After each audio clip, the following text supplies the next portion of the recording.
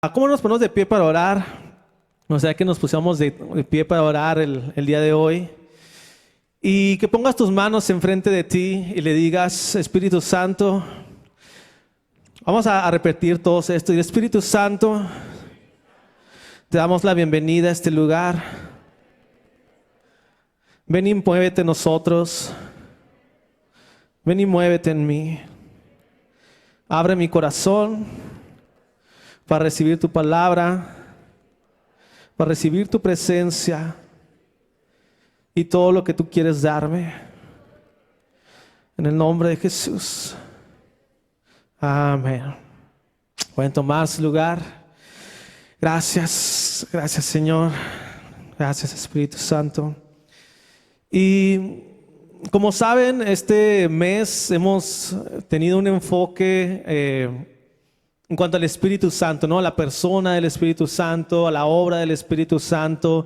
Hemos visto que el Espíritu Santo es una persona con sentimientos, que se puede entristecer, que se puede apagar.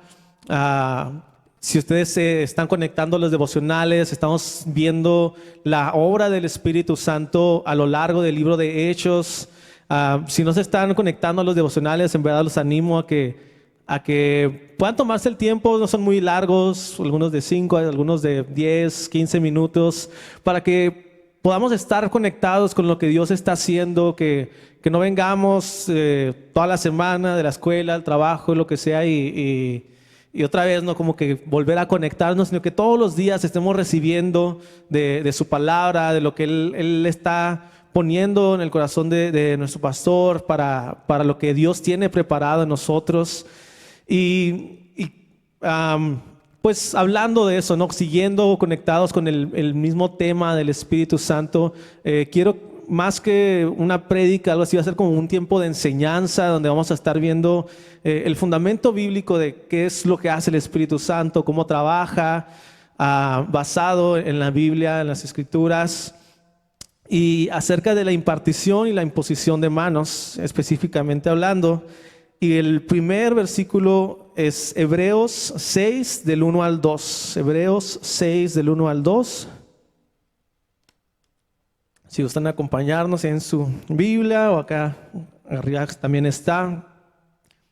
Y dice: por eso, dejando a un lado las enseñanzas elementales acerca de Cristo, avancemos hacia la madurez, no volvamos a poner los fundamentos, tales como el arrepentimiento de las obras que conducen a la muerte, la fe en Dios, la enseñanza sobre bautismos, la imposición de manos, la resurrección de los muertos y el juicio eterno. Entonces vemos que aquí nos está diciendo el autor de Hebreos que la imposición de manos es como una doctrina elemental, es algo fundamental, es como el kinder, ¿no?, del cristianismo junto con otras enseñanzas. Y quiero hablar de esto porque veo que en la iglesia a veces hay división, hay desacuerdo en cuanto a eso. Y yo sé que muchos de ustedes ya están familiarizados, pero veo personas con las que he hablado o en línea, ¿no?, que muchos critican el mover del Espíritu Santo, ¿no? Puede que lo tachen como que es del diablo, como que es el diablo moviéndose y haciendo todas las manifestaciones. O es algo psicológico, ¿no?, que lo que está pasando. Pero vemos que todo esto tiene un fundamento en la palabra de Dios, y nosotros como creyentes, como hijos de Dios, no hacemos lo que se nos venga a la mente nomás porque sí, sino porque está fundamentado en la palabra, ¿no? Y yo quiero que ustedes tengan un fundamento firme de qué es lo que dice la Biblia respecto al Espíritu Santo en cuanto a la impartición. Y si ustedes tienen dudas, que esas dudas sean aclaradas a la luz de lo que dice la palabra. Y la imposición de manos es una práctica que lo vemos a lo largo de la Biblia, desde el Antiguo Testamento hasta el Nuevo Testamento. Y vamos a ir viendo algunos pasajes que nos ilustran cómo se veía eso. Antes de eso, la imposición de manos no solamente se usaba a la hora de ministrar, de la llena del Espíritu Santo, pero se ponía para ordenar a personas cuando iban a entrar a una posición de liderazgo, de autoridad, a reyes, a líderes. Jesús imponía las manos mucho a la hora de ministrar a los enfermos. Él ponía a los enfermos. En Marcos 16 vemos, no, estas señales seguirán a los que creen. En mi nombre echarán fuera demonios, pondrán sus manos sobre los enfermos y ellos sanarán. Entonces vemos que a lo largo de la Biblia la gente ponía sus manos para impartir algo, ¿no? Ya sea sanidad, ya sea una unción, ya sea autoridad. Y por ejemplo en Moisés, lo vemos en la vida de Moisés en el Antiguo Testamento, en Números 11 del 16 al 17. Números 11 del 16 al 17 dice: el Señor respondió a Moisés: tráeme a 70 ancianos de Israel y asegúrate de que sean ancianos y oficiales de pueblo. Llévalos a la tienda de reunión y haz que esperen allí contigo. Yo descenderé para hablar contigo y compartiré, esa es la palabra clave, compartiré con ellos el espíritu que está sobre ti para que te ayuden a llevar la carga de este pueblo. Así no tendrás que llevarla tú solo. Y aunque ahí explícitamente no habla acerca de la imposición de manos, habla de una transferencia, ¿no? De algo que está en Moisés, el espíritu que está en ti lo pondré en ellos, ¿no? Para que no se le hiciera tan pesada la carga a Moisés de liderar a un pueblo extremadamente grande, que él fuera el único, sino que lo que Moisés había recibido también lo tuvieran ellos. Pero en Deuteronomio 34:9, ahí sí menciona específicamente, y es cuando Moisés está orando por Josué y dice: Josué, hijo de Nun, estaba lleno del espíritu de sabiduría, porque Moisés había puesto sus manos sobre él, y los hijos de Israel le escucharon e hicieron tal como el Señor había mandado a Moisés. Y vemos una repetición de esto, pero en el libro de Números 27:18 dice: y el Señor dijo a Moisés: toma a Josué, hijo de Nun, hombre en quien está el espíritu, y pon tu mano sobre él. Y entonces vemos una repetición, ¿no? Un patrón acerca de la imposición de manos. No es algo que se le ocurrió a algún pentecostal marihuano, ¿no? Que para una práctica que será muy espiritual, sino que es algo que tiene un fundamento en la palabra de Dios. Y algo que me llama la atención de este versículo de Números es que dice: toma a Josué, hijo de Nun, hombre en quien está el espíritu. ¿Cuál espíritu? El Espíritu Santo, ¿no? El Espíritu de Dios. Y muchas personas dicen: no, es que yo ya tengo el Espíritu Santo, yo ya recibí, oraron por mí hace 20 años, ¿no? Y yo ya tengo el Espíritu Santo, ¿no? Sino que a pesar de que Josué era conocido como un hombre en quien estaba el Espíritu de Dios, de todos modos había algo que Dios quería impartirle a Josué a través de la vida de Moisés, y era a través de la imposición de manos, ¿no? Y vemos que Josué se levantó como el sucesor de Moisés, y el pueblo podía ver que de la misma manera que Dios estuvo con Moisés, estaba con Josué a causa de eso, ¿no? Y vamos a ver algunos ejemplos en el Nuevo Testamento. En Primera de Timoteo 4:14. Y en el libro Pablo, el apóstol Pablo le está escribiendo a su hijo espiritual, a su discípulo Timoteo, y le dice: no descuides el don que recibiste mediante profecía, cuando los líderes de la iglesia te impusieron las manos. Y en 2 de Timoteo 1:6 dice: por eso te recomiendo que avives la llama del don de Dios que recibiste cuando te impuse las manos. Entonces estas son cartas diferentes, dos cartas diferentes que Pablo le envía a su hijo Timoteo, y en las dos hace este mismo énfasis, no con las mismas palabras, pero sí con el mismo mensaje, el mismo concepto, no descuidar el don que recibiste mediante la profecía, y avivar la llama del don de Dios. Y esto yo creo que hay que ponerle atención, porque muchos dicen: es que Dios lo que da ya no quita, ¿no? Y se confían en la gracia de Dios, de que ya recibieron algo de parte de Dios y ya no se lo van a quitar. Pero no porque sea un don, no porque Dios te lo haya dado, no significa que ya no hay una responsabilidad de tu parte. Y yo puedo verlo de esta manera para ilustrarlo. Tú como padre, ¿no? Tienes un hijo y le compras un carro acá de agencia, ¿no? Bien bonito, así, cromadito, la pintura bien pulida. Y se lo das, ten, hijo, para que vayas a la escuela, al trabajo, con tus amigos, lo que tengas que hacer, ¿no? Y se lo das, pero este hijo, pues no está siendo responsable, ¿no? Los bordos se los vuela, ¿no? Acá va a gorro, no hace los frenos, no frena, no le hace el mantenimiento que necesita, tiene el mismo aceite por los mismos 5 años, ¿no? Que lleva con el carro, va a un bache y no le importa y cae acá con toda la velocidad, va manejando y con el celular y se anda estrellando ahí en los semáforos, en los altos. ¿Y qué es lo que va a pasar con ese carro? Va a dejar de funcionar, ¿no? Como originalmente fue diseñado, ¿no? ¿Por qué? Porque está descuidando el don, el regalo que su padre le dio. Entonces, de la misma manera, nosotros podemos descuidar el don que hemos recibido, que tal vez recibiste hace 20 años o recibiste hace una semana.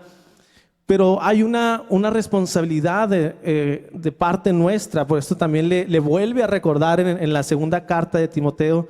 Te recomiendo que avives la llama del don de Dios que recibiste cuando te impuse las manos. Y probablemente está hablando del mismo evento, ¿no? Cuando los líderes le impusieron las manos, los líderes de la iglesia, que hace referencia en la primera carta, y luego cuando te impuse las manos, o puede que hayan sido eventos diferentes. Pero ¿cómo cuidamos? ¿Cómo evitamos el descuidar el don? Es con lo más simple, lo más sencillo, lo más básico que sabemos, ¿no? Vivir una vida de oración, de intimidad con Dios, vivir una vida de santidad, que no contristemos al Espíritu Santo, también juntándonos con personas y solamente una vez a la semana venimos aquí a la iglesia y interactuamos un poco pues con los hermanos aquí en la iglesia, pero el resto de la semana estamos ahí con los amigos del trabajo, de la escuela y puras conversaciones que no dan provecho y participamos de eso, pues nos va a pagar, ¿no? Lo que Dios está haciendo nosotros.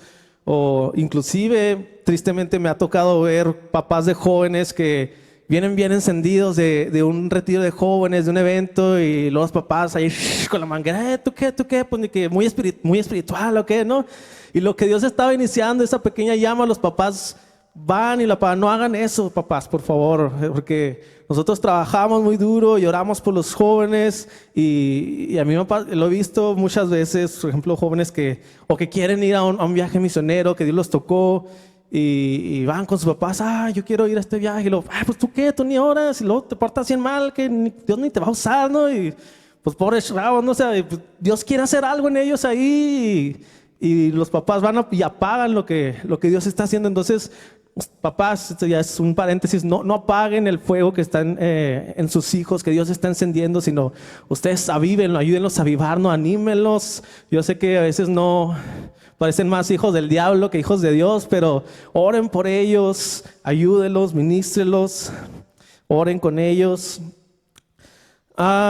Y pues de avivar la llama del don de Dios. Ahí vemos la comparación como un fuego, ¿no? Puedes imaginarte que vas al bosque a acampar y comienzas un fuego, una fogata ahí para calentarte bien rico en la noche. Pero si te vas y te pones a pasear o a hacer otras cosas, vuelves, eventualmente se va a apagar, ¿no? Porque la descuidamos, porque tenemos que estar constantemente alimentando ese fuego, ¿no? El combustible que necesita el fuego para mantenerse encendido. Y es lo mismo, ¿no? La palabra de Dios, la oración, la comunión con los hermanos. Ahí tenemos con los jóvenes un dicho que dice que un carbón encendido enciende a otro carbón.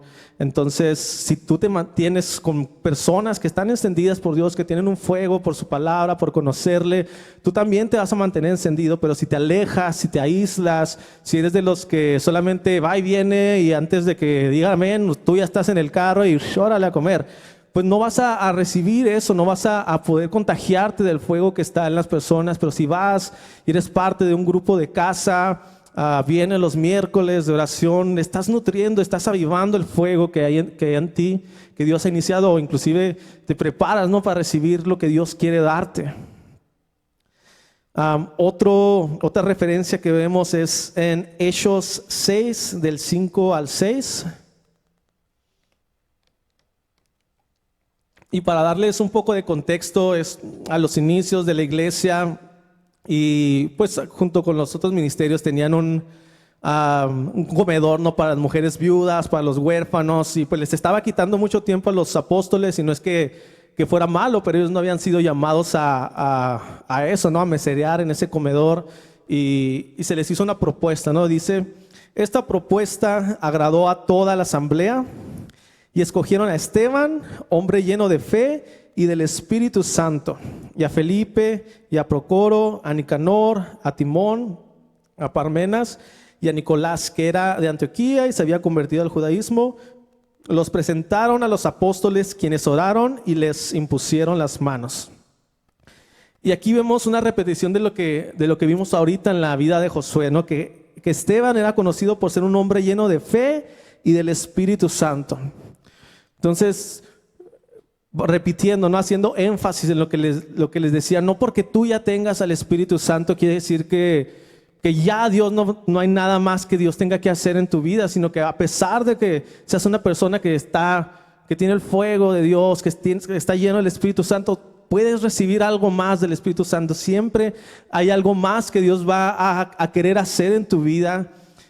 De hecho, he aprendido mucho acerca de este tema de un libro de Randy Clark que se llama Hay algo más. Entonces, si ustedes quieren abundar más en este tema, se meten en la historia de la iglesia, en la historia de avivamientos. Entonces, si a ustedes les gusta leer, y aunque no les guste leer, en verdad tienen que leer eso, se llama Hay algo más, de Randy Clark, si quieren apuntarlo. Y que su fe sea fortalecida, que crezcan en el conocimiento de la palabra, de lo que Dios dice.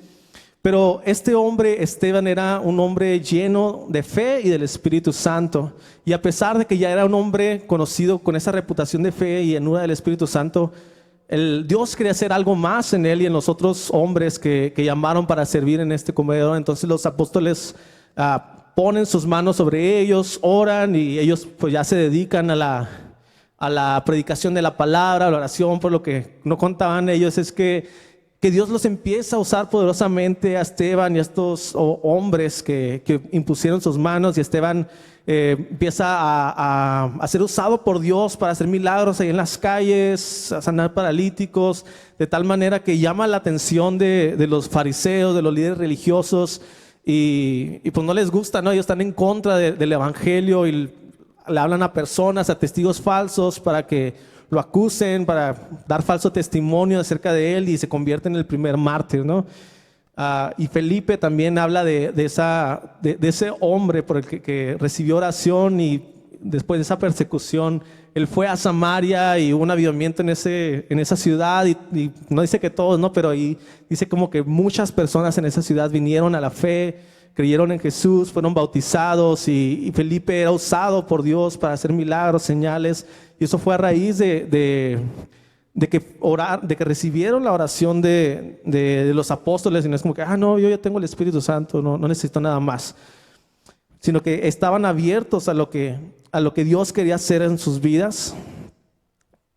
La siguiente cita está en Hechos 8, del 14 al 17. Hechos 8, del 14 al 17. Y esta historia continúa, ¿no? Es una continuación de lo que les dije, ¿no? Cuando Felipe fue a predicar el evangelio a Samaria, y mucha gente vino a los pies de Cristo, fue bautizada, creyeron en el nombre de Jesús. Y dice, cuando los apóstoles que estaban en Jerusalén se enteraron de que los samaritanos habían aceptado la palabra de Dios, les enviaron a Pedro y a Juan. Estos, al llegar, oraron por ellos. ¿Para qué? Para que recibieran el Espíritu Santo, porque el Espíritu aún no había descendido sobre ninguno de ellos. Solamente habían sido bautizados en el nombre del Señor Jesús. Esto quiere decir que fueron bautizados en agua. Dice, entonces Pedro y Juan les impusieron las manos y ellos recibieron el Espíritu Santo. Y este versículo creo que aclara alguna confusión que en el donde dice, estos al llegar oraron por ellos, ¿para qué? Para que recibieran el Espíritu Santo. Entonces, algunas denominaciones de cristianos dicen, no, es que tú cuando crees en el Espíritu Santo recibes el Espíritu Santo, no necesitas que alguien ore por ti para que lo recibas. Y en parte es verdad, cuando venimos a Jesús recibimos el sello del Espíritu Santo y este es mi hijo, esta es mi hija. Y en este sentido sí recibimos como, no quiere decir una parte, ¿no? Porque el Espíritu Santo no viene en porciones, sino en persona. Pero hay algo que no habían recibido estos samaritanos, a pesar de que creían en Jesús, habían sido bautizados, y por eso es que Pedro y Juan fueron a la ciudad de Samaria desde Jerusalén para orar por aquellos que habían creído para que recibieran el Espíritu Santo. Entonces, es posible, de acuerdo a esto, que hay muchos cristianos que viven toda su vida, crecen en la iglesia sin haber recibido el Espíritu Santo. Sí está con ellos, pero no necesariamente está en ellos, no hay esa llenura, está como una llave cerrada y no está como un río fluyendo, que es la promesa que Jesús nos dio en Juan, ¿no? Que los que creyéramos en Él, de su interior brotarían ríos de agua viva. Y Hechos 9:17.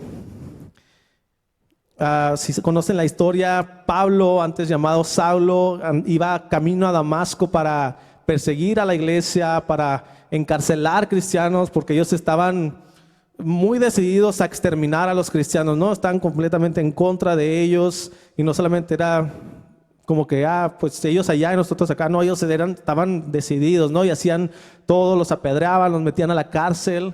Y él iba en camino muy, muy justo, él, ¿no? En su celo por Dios, un celo equivocado.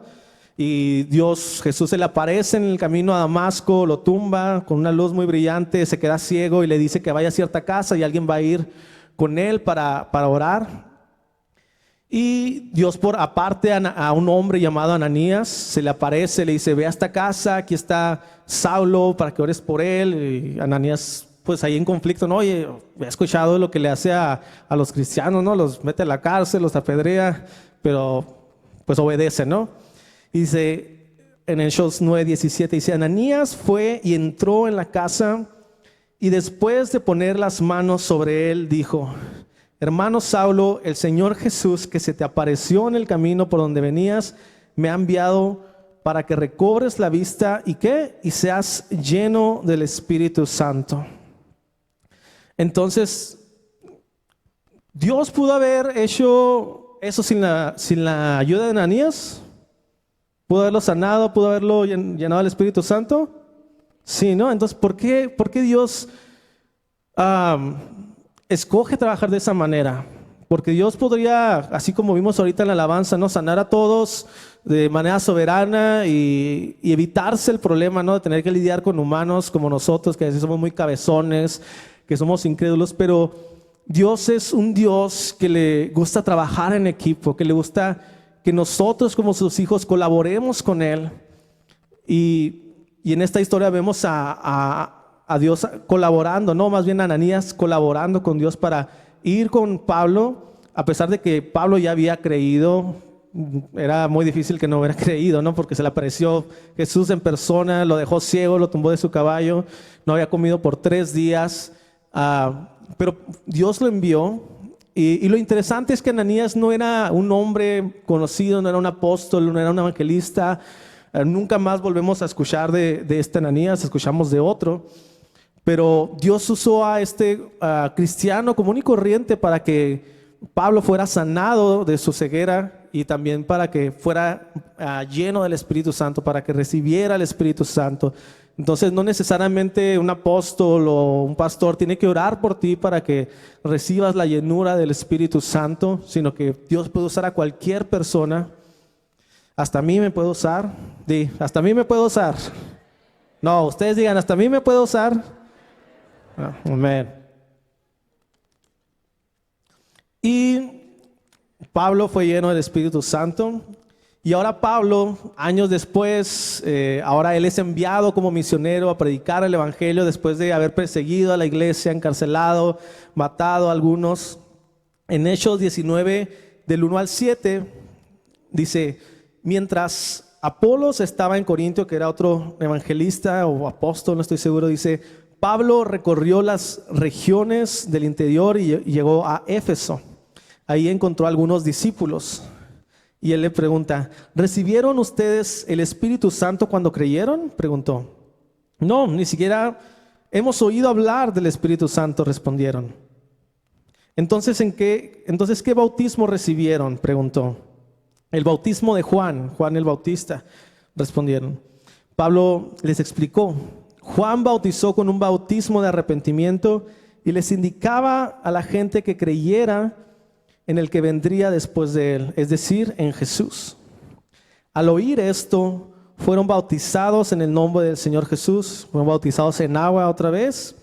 Y cuando Pablo les impuso las manos, el Espíritu Santo vino sobre ellos y empezaron a hablar en lenguas y a profetizar.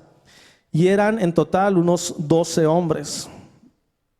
Y lo que podemos ver de este pasaje es la importancia que Pablo le daba a la llenura del Espíritu Santo. Aquí Pablo, él asumió que eran creyentes, no sé si era la manera que estaban vestidos, pero sabía que pertenecían a algún grupo religioso tal vez. Pero ellos le dicen que eran discípulos de Juan el Bautista, ¿no? Ya los pone al corriente con lo que estaba sucediendo, ¿no? Que Juan anunció acerca del Mesías y que tenían que ser bautizados en el nombre de Jesús. Pero lo primero que les pregunta no es si leyeron su Biblia, que ni siquiera había una Biblia completa en ese entonces. No le preguntaron a qué iglesia van, no le preguntaron, ¿ya oraron el día de hoy? Sino que les pregunta, ¿ya recibieron el Espíritu Santo cuando creyeron? ¿Por qué? Porque Pablo sabía la necesidad, la importancia, la urgencia de que todos los creyentes fueran llenos del Espíritu Santo. Y no solo eso, sino que eso también nos ayuda a ver que Pablo, siendo Pablo que escribió 2/3 del Nuevo Testamento, él no asumió que ya habían recibido el Espíritu Santo cuando creyeron, ¿no? Si el Espíritu Santo viene automáticamente cuando creemos, ¿por qué Pablo les preguntaría si habían recibido? O sea, Pablo, pues no sabes que recibimos el Espíritu Santo cuando creemos. Pues no, ¿verdad? No es automáticamente. Y no hay un orden específico en cuanto a cuándo o cómo se recibe el Espíritu Santo. El Espíritu Santo puede venir en manera soberana, que eso es sin que nadie esté orando, nadie esté pidiéndolo, viene y las personas son llenas del Espíritu Santo. Y ese ejemplo lo vemos en el capítulo 2 de Hechos, ¿no? En el día de Pentecostés dice que estaban ahí todos los 120 en el aposento alto orando, unánimes en oración, y dice que de repente vino como un fuerte viento y se les pusieron como llamas de fuego en la cabeza a cada persona que estaba ahí. Fueron llenos del Espíritu Santo, algunos profetizaban, algunos hablaban en lenguas, otros al parecer parecían borrachos, no sé. Y eso fue soberano, ¿no? Nadie impuso las manos sobre ellos para que lo recibieran. Otra ocasión en la que vemos una manifestación de esa soberana es en Hechos 10, ¿no? Cuando Dios manda a Pedro a la casa de un centurión romano y para que recibieran el evangelio, y dice que mientras él estaba predicando su mensaje, Pedro estaba bien inspirado, predicando de lo que Jesús había hecho, pero Dios estaba tan desesperado que no pudo esperar a que Pedro terminara su mensaje, y dice que de repente, mientras Pablo aún seguía hablando, todos fueron llenos del Espíritu Santo. Dice de la misma manera que ellos fueron llenos en el día de Pentecostés. Y aunque Dios lo hace, yo he escuchado, ¿no?, también historias de personas que inclusive están en su cama durmiendo en medio de la noche y el Espíritu Santo viene sobre ellos y son llenos, sienten el fuego del Espíritu Santo, o comienzan a hablar en lenguas mientras están dormidos. Y eso es un acto soberano de Dios, ¿no? Nadie lo está pidiendo, nadie está orando por eso, nadie les impone las manos. Y aunque Dios lo hace, no es la norma, ¿no? No es lo que vemos que Dios haga regularmente. Aunque a mí, en lo personal, si Dios me interrumpe ahorita y todos somos llenos del Espíritu Santo, mejor, ¿no? Para no seguir predicando. Amén. Ya se cansaron, yo creo, los que dijeron amén. Dicen, ya quiero el Espíritu Santo. Pero no vemos que Dios, volvemos a eso, ¿no? Que Dios le gusta trabajar en equipo. Dios le gusta usar a humanos falibles, con fallas, con imperfectos como tú, como yo, para transformar la vida de las personas. Y vemos ese patrón, ¿no? de la imposición de manos. No es una idea nueva, no es algo que se nos haya ocurrido nomás porque se veía muy padre. Y la verdad me contrista mucho porque, como les digo, veo personas que critican esto, lo que hace el Espíritu Santo, personas que ciertamente son creyentes, yo los considero hermanos en el Señor. Y a causa de ignorancia, a causa de su falta de experiencia y también de tradiciones y enseñanza de hombres, se cierran a lo que el Espíritu Santo quiere hacer. Y he visto, y es muy interesante ver, ¿no? Porque ponen videos cuando lo critican y dicen que pues que no es de Dios, ¿no? Es los movimientos, moveres del Espíritu Santo. Y ponen videos así de lugares en la India que están los gurús o sus brujos, sus sacerdotes orando por las personas y también ponen las manos sobre las personas y se caen o tienen manifestaciones pues que realmente son demoníacas, ¿no? Porque no son del Espíritu Santo y ese es un espíritu que se llama Kundalini, que es un demonio. Pero, y mucha gente se asusta, ¿no? Y dice, ay, hijo, pues entonces también esto es del diablo, ¿qué, no? Pero vemos que el diablo es muy sutil, es muy sagaz, pero él no es muy creativo en lo que hace. Él lo único que puede hacer es imitar lo auténtico. Entonces, a él le gusta confundir a las personas, le gusta corromper lo que Dios hace.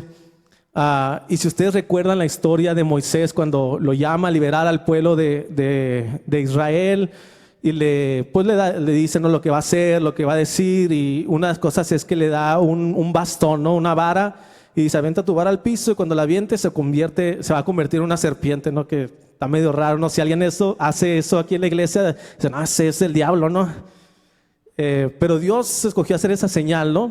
Y va Moisés delante del faraón, le dice, deja a mi pueblo ir, y avienta la vara, se convierte en una serpiente, y nos dice la historia ahí en Génesis, en Éxodo, que el faraón también tenía sus hechiceros ahí. ¿Qué hicieron? Ellos también aventaron sus varas y se convirtieron en serpientes, ¿no? Pero la diferencia fue que la serpiente de Moisés se comió a las dos de los hechiceros, ¿no? ¿Por qué? Porque Dios es más grande, ¿no? Y aunque el diablo pueda imitar, quiera confundir, quiera ponerse al nivel de Dios, no se compara a lo que Dios hace, a lo que Dios puede hacer, a quien Dios es.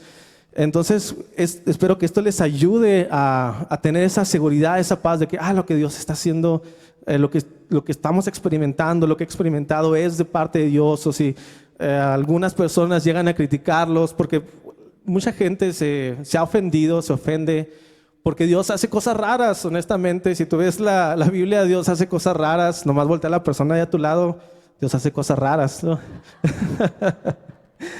Entonces, que tengan un corazón abierto a lo que Dios quiere hacer en tu vida, sin importar si se ve raro. Y lo importante, y eso lo mencionó mi papá la semana pasada, no nos embotemos, no nos enfrasquemos en las manifestaciones, que si Dios las hace, gloria a Dios, ¿no? A mí me encanta que Dios se mueva y podamos ver lo que Dios está haciendo, pero lo que tenemos que juzgar es el fruto, ¿no? A mí no me importa si te caes o si lloras o si ruedas o lo que sea y te levantas y sigues igual con tu vida, sigues viviendo como el diablo, gritándole a tu esposa, a tus hijos y o lo que sea, ¿no? Pero que haya un fruto medible de lo que Dios hizo en tu vida, ¿no? O sea, si vemos que hay todo un despapalle ahí y no hay un fruto evidente en tu vida, podemos cuestionarnos si realmente es Dios el que se está moviendo. Tal vez si era Dios, tal vez era la carne o inclusive tal vez era algo ahí del diablo, ¿no? Que se estaba manifestando ahí. Pero eso es lo que hacemos, ¿no? Juzgamos por el fruto. Jesús dijo, un árbol bueno no puede dar frutos, ¿qué? Malos. Y un árbol malo no puede dar frutos buenos, ¿no? Entonces, si analizamos en nuestra vida lo que esté sucediendo aquí entre nosotros y vemos que hay un fruto bueno, podemos tener la certeza de que es Dios moviéndose y también la certeza de que lo que nos dijo Jesús es verdad, que si le pedimos al Padre un pan, no nos va a dar una piedra. Si le pedimos un pescado, no nos va a dar una serpiente. Y que te va a dar el Espíritu Santo, si tú se lo pides. Si le pides al Espíritu Santo, no te va a dar un demonio, no te va a dar nada más que su Espíritu Santo. Y nada más aclarando algo para que no se desanimen, sino en un fruto inmediato en su vida. A veces cuando recibes una impartición de parte de Dios, una llenura del Espíritu Santo, hay como un periodo de gestación, de que está creciendo algo en ti, como una semilla que Dios pone. Estaba escuchando el testimonio de una misionera, algunos de ustedes que han escuchado, Heidi Baker, y ella fue al avivamiento en Toronto en el 94. Había pasado años junto con su esposo trabajando en la nación de Mozambique, una de las naciones más pobres, más terribles en todo el mundo. Y estaban cansados, estaban agotados, ya querían tirar la toalla. Y Dios los toca en ese avivamiento. Y especialmente a la mujer esta, Dios la toca y dice que por 7 días ella no podía caminar, no podía levantarse, la tenían que llevar cargando hasta las reuniones. Y ella testifica que le decía: Dios, ya no puedo más con esto, no, ya párale, me voy a morir. Y dice que Dios le dijo: qué bueno, te necesito muerta. ¿Y cuántos de aquí necesitan morirse? Amén, ¿no? Para que Jesús se manifieste en nuestra vida. Pero esta mujer vuelve a la nación de Mozambique. Y luego Randy Clark, que estaba ahí también en ese avivamiento, le da una palabra profética, le dice que tú vas a ver a los ciegos ver, vas a ver a los sordos oír, a los paralíticos levantarse, a los muertos resucitar, y vas a ver un poderoso avivamiento en la nación de Mozambique. Y ella lo cree y vuelve a su tierra, vuelve a la nación de Mozambique, donde está como misionera, y empieza ella a orar por los ciegos. Y nada ocurre, ¿no? Va y hasta se mete a testifica que se mete a ¿cómo se llama? ¿Dónde tienen a los muertos? Una morgue, y se pone a orar ahí por los muertos, porque ella recibió una palabra de parte de Dios de que Dios le iba a usar así, y está orando por los muertos y midiéndoles el pulso, y decía: pues no sé, será mi pulso el mío, ¿no? Y pues no pasaba nada, ¿no? Y impresionantemente, ¿no? Que ella testifica que los que estaban trabajando ahí en la morgue vinieron a Jesús por ver la convicción que ella tenía, a pesar de que no vio el milagro de resurrección en esas personas. Pero esta mujer tenía esa promesa y esa certeza de que Dios le había dicho, ¿no? Y aparte del encuentro tan poderoso que tuvo, que fue llena del Espíritu Santo, y por 18 meses estuvo orando por los enfermos, por los ciegos, y nada de nada, ¿no? Hasta que de repente un día oró por una ciega y sus ojos se abrieron, y otro ciego y sus ojos se abrieron. Por 4 mujeres seguidas oró, y las 4 se llamaban igual que ella, Heidi. Y Dios le dio una palabra, ¿no? De que quería esperarme a esto, porque así estabas tú ciega y quería que tú pudieras ver, ¿no? Y a partir de eso se desató un avivamiento en la nación de Mozambique, que es una nación musulmana, y hasta la fecha de hoy Dios se sigue moviendo de manera poderosa. Se han ido hasta científicos a hacer estudios de los milagros que están ocurriendo, y miden a las personas, miden su visión, miden sus oídos antes de que oren por ellos y después, y hay una diferencia enorme, ¿no? O sea, que dicen, o sea, realmente este es un milagro, están midiéndolo científicamente. Pero bueno, todo esto va a que puede que haya un periodo de gestación en la impartición que recibes del Espíritu Santo, pero tu parte es perseverar en lo que Dios te dijo, ¿no? Perseverar en lo que tú sabes que Dios ha prometido y que tú has recibido por fe, ¿no? Otra cosa que creo que es importante que tengamos en mente es que no te desanimes si no te caes, y no eres más espiritual si hablas en lenguas, o menos espiritual si no te caes.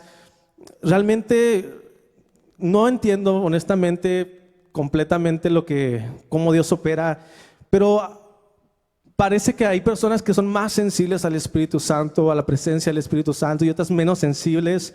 Yo por mucho tiempo era muy insensible a la presencia del Espíritu Santo. Era los que oraban por las personas y yo estaba ahí con los ojos cerrados y de repente volteaba y todos tirados en el piso y digo, pues yo qué, Dios, no, ¿por qué yo no? ¿Por qué yo sí, yo no? Pero realmente no, porque no haya una manifestación muy dramática, no quiere decir que no haya recibido nada.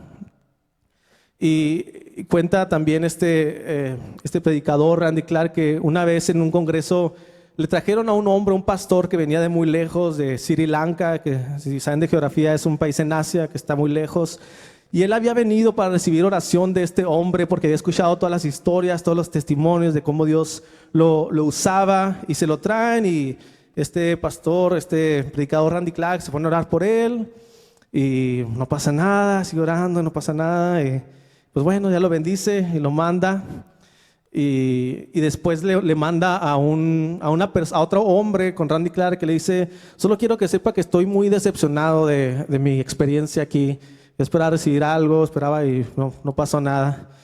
Y Randy Clark le regresa el mensaje con esa persona y dice: dile, no tan decepcionado como yo, porque yo también quería que pasara algo, ¿no? Pero pues este hombre, este pastor, regresa a su nación, regresa a su iglesia, y es una iglesia muy conservadora. No recuerdo si era bautista o de qué denominación era, pero comienza a un mensaje como siempre lo hacía, nada diferente.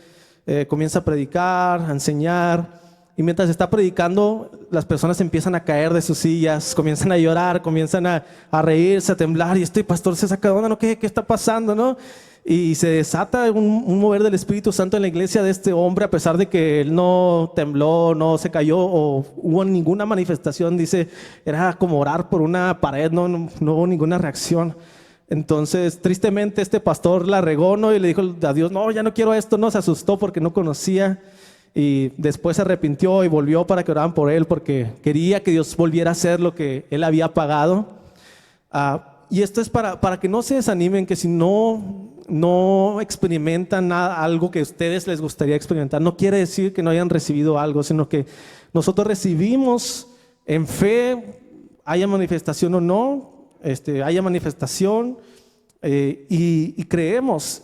Y algo lo que los quiero animar a ustedes es que si ustedes hay un anhelo, ¿no? Que Dios los use de cierta manera, algún don de sanidad, de profecía, después de que oren por ustedes, vayan y den ese paso de fe. Si quieren que Dios los use en sanidad, vayan y pongan sus manos sobre los enfermos. Si quieren que Dios les dé palabras proféticas, váyanse y oren por personas, por nombres, y escriban la palabra que sienten que Dios les da, y mándenselas, désenlas.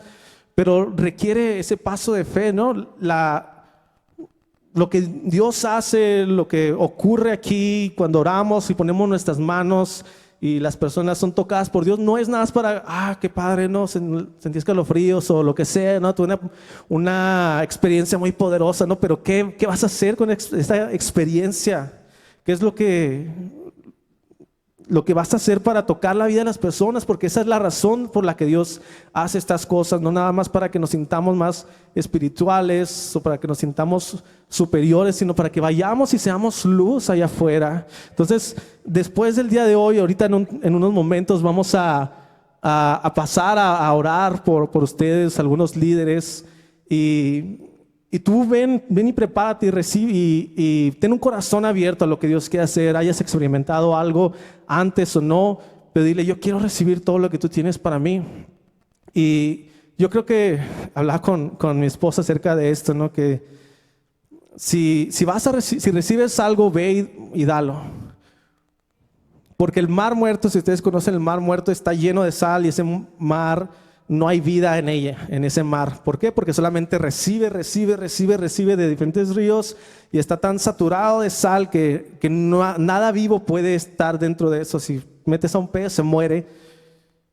Y ese es mi temor, ¿no? Que estemos recibiendo tanto y no demos, que nos convirtamos como en ese mar muerto, ¿no? Que solamente está recibiendo, pero no hay vida en él. Entonces no seamos como ese mar muerto, sino que seamos como un río de agua viva que fluye, y a donde quiera que vayamos, sea a nuestra escuela, a nuestro trabajo, donde sea que podamos, que ese río fluya naturalmente. No es algo que tenemos que esforzarnos para que salga, para que Dios se mueva, sino que es parte de nuestra identidad, parte de quiénes somos como hijos de Dios. Y hablando del fruto, ¿no? Yo he tenido algunas experiencias y anhelo, ¿no?, tener todas las experiencias que Dios me permita tener. Y fue como algo soberano, porque yo le pedí a Dios que yo quería ser lleno del Espíritu Santo, pero que quería alguna prueba, ¿no?, de que Dios había hecho algo en mí. A pesar de que ya había comenzado a ver a personas ser sanas y recibí algunas palabras de conocimiento, y iba a congresos y oraban por mí, no pasaba nada, y pues ayunaba, oraba y no recibía nada, o aparentemente eso sentía yo. Y estaba en mi oficina hace algunos años y le decía a Dios, pues ¿qué tengo que hacer para recibir, para ser lleno del Espíritu Santo? No sé qué tanto dije, ¿no? Pues estaba ahí reclamándole a Dios, y fue muy claro, que no fue audible en mi corazón, pude escuchar su voz y me dijo, solamente recibe.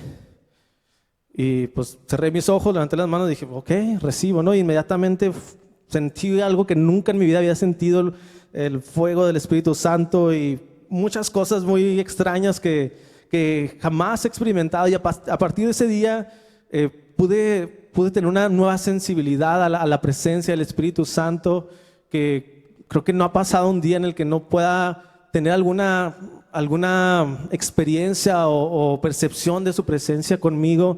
Y no solamente eso, sino que noté que después de esa experiencia podía acercarme con personas, y si había algo que no era de Dios, algo demoníaco, como que se empezaba a manifestar como si fuera una reacción química, ¿no? Y había personas orando por, digamos, en este caso era una mujer que tenía no sé cuántas aflicciones en su cuerpo, para caminar y para moverse en general, y no pasaba nada, y pues bueno, dije, intenté acercarme y empecé a orar, y se empezó a manifestar un espíritu de aflicción, que era lo que estaba detrás de la condición de esa mujer, ¿no? Y en otras ocasiones que parece que no está pasando nada, pero hay algo demoníaco y no se manifiesta, y oro por esa persona y se empieza a manifestar, ¿no? Ya sea para liberación, para sanidad.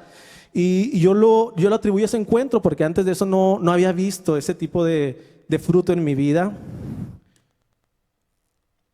En otra ocasión tuve el privilegio de ir como una mini escuela de ministerio allá en Estados Unidos, a la escuela de Randy Clark, y él oró por mí, y fue una experiencia hasta un poco aterradora, porque era tan intensa la presencia de Dios que sentía que me iba a morir. Y después de eso vi como que Dios me llevó a un nuevo nivel en las palabras de conocimiento. Estaría en la calle, en un restaurante, y sabría cosas así de las personas y les diría lo que yo sentía, y inmediatamente sabía, ¿no? O pasaba aquí a orar por personas y inmediatamente sabía por qué habían pasado, y no sé por qué, ¿verdad? Pero como que ahorita no está al mismo nivel desde ese entonces. Dios sabe por qué, pero pude ver ese fruto en ese momento. Otra ocasión fue más reciente, ¿no? Cuando fuimos a Monterrey, mis papás, Pris y yo, y recibimos oración de John Arnold, ¿no?, que es el pastor de la iglesia de Toronto, donde fue ese avivamiento en el 94, y él sigue orando por personas. De hecho, él va a estar allá en Monterrey cuando vayamos en este mes. Y yo en lo particular no vi que hubiera una gran manifestación, que hubiera algo muy dramático cuando oraban por nosotros. Pero regresamos aquí, y ustedes recuerdan el siguiente domingo que oramos por cada uno de nosotros, los cuatro, mis papás y Pris y yo. Fue algo que yo creo que Dios nos llevó a un nuevo nivel, que sentía más cuando yo estaba orando por las personas que cuando oraban por mí. Y ustedes lo vieron, algunos de ustedes experimentaron cosas que nunca habían experimentado. Pero a eso me refiero, al fruto que debemos de buscar cuando tenemos este tipo de experiencias con el Espíritu Santo. Y si quieren ir subiendo los de la alabanza, para aclarar, porque he escuchado a algunos pastores y personas decir, o sea, cuando, no sé, queremos orar por personas para que sean llenas del Espíritu Santo, dicen, no, hermano, es que no debemos de imponer manos a la ligereza, ¿no? Porque dice la palabra que para no participar de su pecado, ¿no? Y eso está en 1 Timoteo 5:22, que dice, no impongas las manos sobre nadie con ligereza, compartiendo así la responsabilidad por los pecados de otros, guárdate libre del pecado. Y a simple vista puede ser como que, pues sí, no, o sea, no se debe orar por todas esas, por cualquier persona, ¿no? Pero si vemos el contexto ahí, ella está hablando acerca de poner a personas en liderazgo, ¿no? Ponen sus manos para ordenarlos como pastores, ministros, evangelistas. Entonces le está recomendando Pablo, o sea, no pongas a cualquier persona, no, tal vez porque sea muy espiritual o que tiene hambre de Dios, pues que sea una persona responsable, ¿no? Con experiencia, con buen testimonio, y ahí da pautas, ¿no? De los que tienen que estar en liderazgo, pero no significa que por eso, que no todos son aptos para recibir la llenura del Espíritu Santo, sino que tengas un día de cristiano o 20 años de cristiano, así como Pablo, cuando fue a la ciudad de Éfeso y vio a los discípulos, le preguntaron, ¿recibieron el Espíritu Santo cuando creyeron? Y no, pues ni siquiera sabemos que había Espíritu Santo, ¿no? Pero los bautizó, oró por ellos, puso sus manos, fueron llenos del Espíritu Santo. Así tú también puedas tener esa expectación y no seas orgulloso porque ya en el 90 fuiste tocado una vez por Dios y hablaste en lenguas, sino que es constantemente el ser llenos del Espíritu Santo. Pablo les decía en Efesios, creo que es, no se embriaguen con vino en el cual hay disolución, sino sean llenos del Espíritu Santo. Y ese ser llenos es un ser lleno constantemente ser llenos, y de aquí hasta que Cristo venga, vayamos con Él, ser llenos, porque muchas veces de esa llenura se nos va vaciando, ¿no? Ahí con los problemas de la vida, con el desánimo, o tal vez nos desconectamos y necesitamos ser llenos y animarlos a que busquemos, porque sabemos que hay algo más, sin importar cuán bueno es lo que hayamos experimentado. Estoy aquí para decirles que hay algo más en verdad, que Dios va a rebasar nuestras expectativas. Y vamos a ponernos de pie para orar, vamos a cantar.